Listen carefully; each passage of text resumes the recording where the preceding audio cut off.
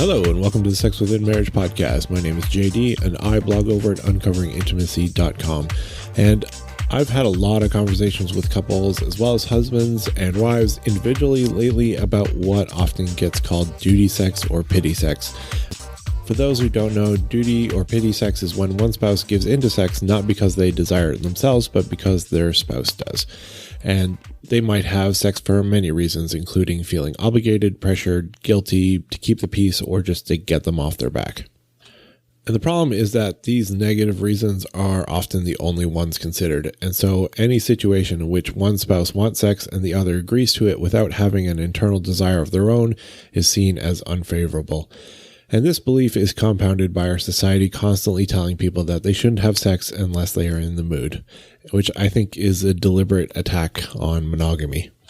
I mean, it's easy to say that to people who are using apps for hooking up, going to bars looking to have sex, and constantly jumping from one partner to the next, when all you know is infatuation, new relationship energy, or being able to find someone else who is in the mood whenever you are. Then it's easy to abide by that.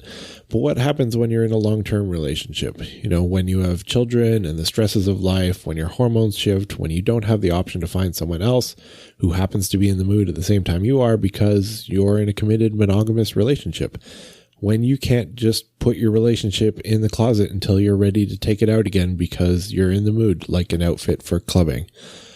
What about when you have a spouse who isn't in the mood when you are, or they're always in the mood, or maybe never?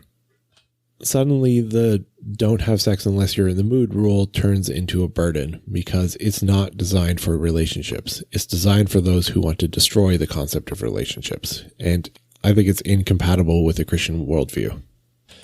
And I think it's part of a larger move in our society to move us away from intentionality and consideration and towards being wholly focused on emotions, feelings, pleasure, and reactions.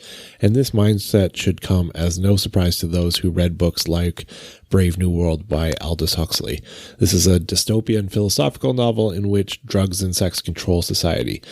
Similarly, Juvenal, who is a Roman poet, criticized his society for their willingness to be distracted from serious concerns by simple distractions such as were held in the Colosseum.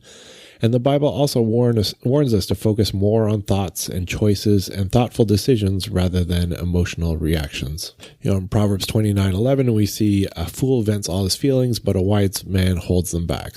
In James 1 verses 19 to 20, we read, "Let every man be swift to hear, slow to speak, slow to wrath, for the wrath of man does not produce the righteousness of God." And in Galatians 5 verses 22 to 23, we hear the fruit of the Spirit is love, joy, peace, long-suffering, kindness, goodness, faithfulness, gentleness, self-control.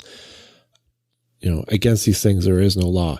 You know, it consistently teaches us to act not in response to emotion, but in self-controlled love and intentional responses. And this push to make decisions based on feelings runs along these same lines. It's a systemic attack on thought, on marriage, on God, and more. And I don't think most who push this rule of don't have sex unless you're in the mood know that that's what they're doing, but it still ends with the same result. This push prioritizes personal desire and gratification over more thoughtful consideration. It rejects concepts like neuroplasticity, which we talked about a few weeks ago, willingness over desire, which I have a post on as well, sacrifice, and more. And don't get me wrong, there are definitely times when duty sex is not good, like those times I mentioned above, when it's coerced or pressured, when you do it out of guilt, when you feel like you have to, and when you are just trying to get them to shut up about sex for a while. Those are not good reasons. They point to a more significant issue in your marriage, your spouse, or yourself. And sometimes that issue is simply that you believed that you have to be in the mood to have sex. My wife and I lived with this paradigm for years until we learned better. And do you know what happened? We were both waiting for her to magically be in the mood. And guess what? It never happened. You know what did happen, though? She would feel guilty about not being in the mood, and so we'd have sex, and it would be good for both of us. But then she'd feel guilty about not wanting it more often, for not knowing why she didn't want it, for only having sex when the guilt became too much to bear. And she enjoyed sex and would say things like, "Why don't we do this more often?" But the next time that I initiated by asking something like, hey, are you in the mood for sex? The answer was always no, because she had responsive desire and was never just randomly in the mood. So as a result, we had a clinically sexless marriage for years. That's sex less than once a month, until we realized that this was a lie. So don't believe the lie. Have sex even when you aren't necessarily in the mood, and change your mindset from asking, am I in the mood, to am I willing to be in the mood? And don't ask your responsive desire spouse if they're in the mood for sex. Instead, initiate precursors to sex, not sex itself. I have a post on that if you're interested. And there are links in the show notes for it. As for duty sex itself, often we just need to reframe what duty sex is, because there are some excellent reasons for why we have what's commonly considered duty sex or pity sex. And often the conflicts I see in marriage are not that it's because of those reasons I mentioned above, but instead about something positive and loving. Often the lower drive spouse is trying to do something loving and caring. They recognize the need for sex in the relationship and the desire of their spouse and want to meet that need. So despite not feeling any particular desire themselves, they engage in a loving gesture. And in many cases, this leads to a good time for both spouses because, in many of these cases, the lower drive spouse experiences largely responsive desire. So even though they aren't in the mood for sex when it starts, they manage to get in the mood, enjoy themselves, and maybe even have an orgasm. Or maybe they don't, but they enjoy the closeness. Or maybe they just enjoy doing something loving for their husband or wife. In all these cases, there's nothing wrong with this. This is a loving gesture given to your spouse, and spouses who engage in this sort of loving gesture often get quite frustrated when it is then rejected. Their spouses will tell them that it's not good enough, that they need to have or initiate sex simply because they want it themselves, not because their spouse wants it. And this view of needing to initiate sex or have sex only when you want it has this entire paradigm backwards. Why is it seen as loving if it's selfish, but not if it's selfless? Think about it. If you both want sex and then have sex, that's a lot of fun. But it's just both of you getting what you want out of it. While that can be lots of fun and pleasurable and indeed can be loving, there's nothing inherently loving in agreeing to do something that you want for yourself. On the other hand, if you, with a loving heart, agree to do something for your spouse and choose to do it happily because you know that they love it and you love them, that is a genuinely loving act. So why do we elevate the scenario where both spouses are meeting their own desires and denigrate the other where the spouse is being loving? Now, there are 4 reasons I think why this is the case. The first is that our society tells us that being in love means that you desire sex with that person. It doesn't matter if you're single or married. All the movies, TV shows, etc. out there tell us that the way to know that you're actually in love with someone is if you want to have sex with them. If you're single, that means you should be in a relationship. If you're in a relationship and you're attracted to someone else, that means that you should leave and start a new one with them. If you're in a relationship and not attracted to your partner, then you're no longer in love. Everything is based on the whim of attraction and feelings rather than choosing to love and commitment.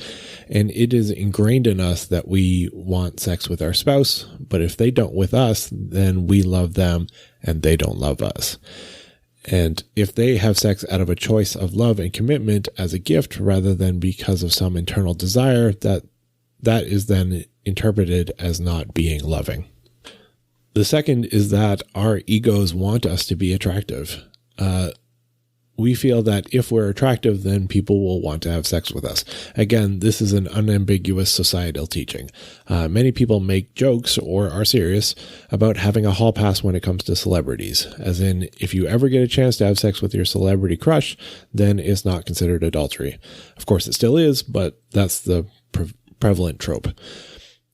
So when your spouse doesn't want to have sex with you out of an internal desire, then it must mean that they're not attracted to you, which means that you aren't attractive to them. And we can handle not being appealing to the world, but generally we want our spouses to be attracted to us. And we gauge that by how much they want to have sex with us. It's not a good metric, but it is in the minds of many spouses. The third is that we don't want to be the weird sex addict. I think many of us fear that if we're always the one initiating sex, if we're the only one who ever wants it, does that make us a sex addict? And What if our spouse is the normal one and we're the weird ones? What if we're not supposed to enjoy sex this much? What if it's something I'm supposed to grow out of? What if there's something wrong with me psychologically? If our spouse wants sex as much as we do, then we don't feel alone. We don't feel weird, and we don't feel broken. And lastly, we remember them wanting to have sex with us. For many in this dynamic, the higher drive spouse remembers the other one wanting to have sex more often, or at least being more interested in being physical. For many couples, things started off hot and heavy, and then it changed. Similar to some of the ideas above, the worry is that this signals a loss of love. I mean, if they wanted sex all the time when things were great and amazing at the beginning of the relationship, and now they don't, what does that mean? Doesn't that mean they don't feel the relationship is great anymore? Do they regret marrying you? These are all fears I hear from spouses who are introspective enough to look at their own frustrations and dissect them. And there's a simple answer, I think, to address all of these. And that is to honor the sacrificial love your spouse is offering. You have to recognize that they are doing it out of love. And I won't say that they aren't doing it out of duty, because there is a lot of overlap between these two concepts. If we love someone and we care about them, that comes with a sense of responsibility. For example, I love my kids and I feel responsible for them, and I am duty bound to care for them.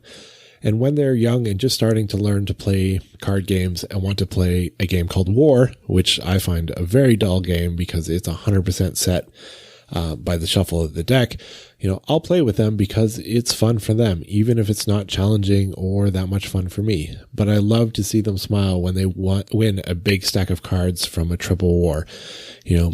Should they then reject my willingness to play War with them? Of course not. Now they're older and we play much better games. We have quite a few games actually, and that we all enjoy. And I've been enjoying playing One Deck Dungeon with my younger two ones because they're not quite ready to play Gloomhaven yet, which I play with my wife and the oldest two. Let me know if there's any other Gloomhaven fans out there. The point is, there's nothing wrong with doing something for someone just because you enjoy being with them, seeing them enjoying it, and knowing that you will enjoy it as well once you get into it. And these days, I appreciate it when my wife is willing to invest time and energy into sex, even when she's not feeling it in the moment. I treat these as opportunities to get her aroused. Sometimes it works, and sometimes it doesn't. When the opportunities are more frequent, it's much easier to cut a night short when it's just not working out. Because just because you're willing to doesn't mean you're necessarily able to either. And so it becomes a team effort, both of us working to wake up her sex drive. Sometimes we win, sometimes we lose, but we win or lose as a team. And there have been many times when we say, look, let's just stop, go to sleep, and try again tomorrow.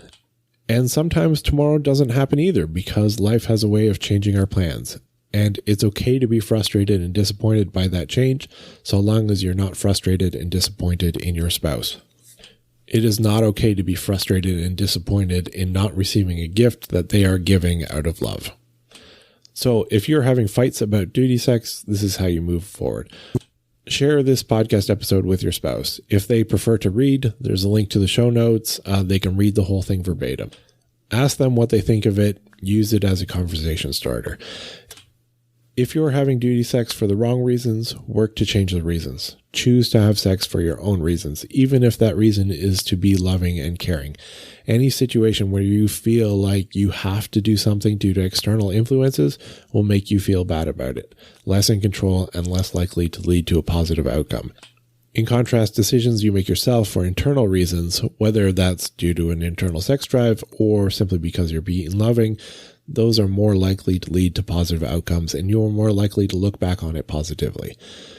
And if you're frustrated because you've been getting what you've been calling duty sex or pity sex, but now you realize it's a loving gesture, apologize and work to change that mindset. And it can be hard to change that. Like I said, this is a simple answer, but it doesn't mean it's an easy one. If you need help, I do marriage coaching and we can help you get past it. We can talk through it, find a practical solution that fits your marriage and help you move forward. But often people just need that paradigm shift to see it from a new perspective. And I hope this helped give you that. And that's it for this week. I'll talk to you next time.